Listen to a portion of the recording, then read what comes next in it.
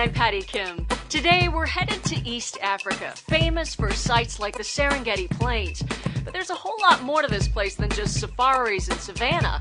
It's also home to mountain jungles, fiery volcanoes, and the Great Rift Valley, a place where scientists have discovered some of the oldest evidence of human life anywhere on the planet.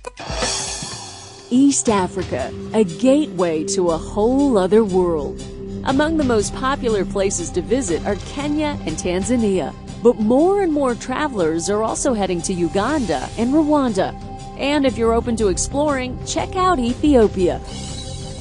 The high season takes place during the dry months, from June through August, and then from December to February. That's usually the best time to go on safari to spot wildlife. And you probably won't be disappointed. Not only can you look out for lions, leopards, rhinos, elephants, and African buffalo, but you could witness an event unlike anything anywhere else on the planet: the Serengeti migrations.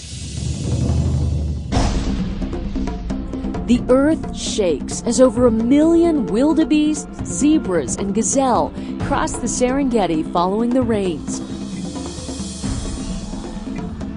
From their winter feeding grounds in Serengeti National Park in Tanzania, the herds migrate to their summer feeding grounds in Masai Mara National Reserve in Kenya, and then make the return trip back again. With the herds come the hunters. But no matter what obstacles or dangers the herds may face, the migration continues. Over 90,000 visitors come each year to watch the age-old spectacle. So for a front row seat to the greatest show on earth, be sure to book well in advance. For wildlife watching that's a little bit more up close and personal, head west to see the rare mountain gorilla. There are only about 700 of these creatures left on the planet. You'll find about half of them in Uganda, in Bwindi National Park.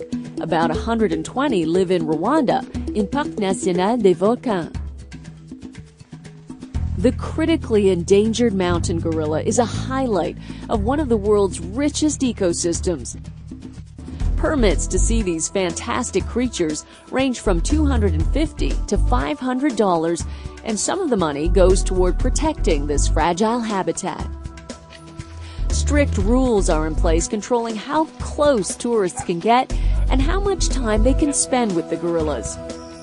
But even just a few moments of being within eyeshot of a mountain gorilla will be a thrill to last a lifetime. If you're interested in more trekking, how about climbing 19,000 feet? Tanzania hosts the continent's tallest mountain, Mount Kilimanjaro. From the nearby city of Arusha, you can hire guides and porters and set out for Kilimanjaro's snowy summit.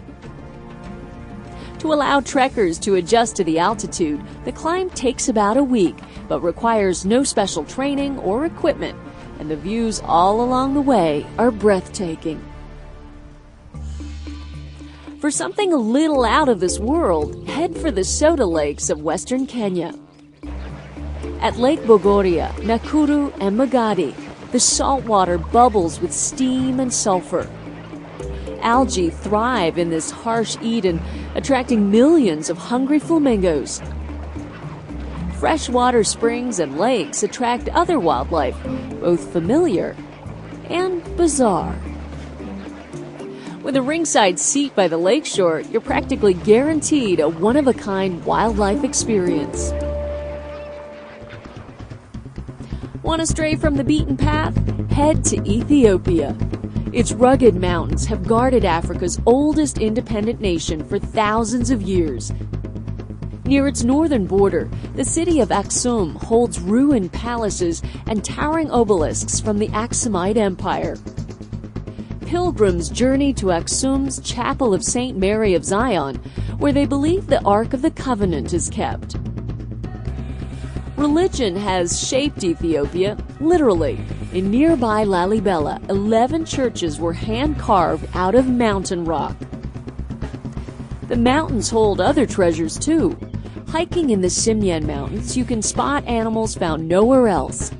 Ethiopian wolves that have evolved to be solo hunters, and troops of gelada baboons that graze like herds of cattle.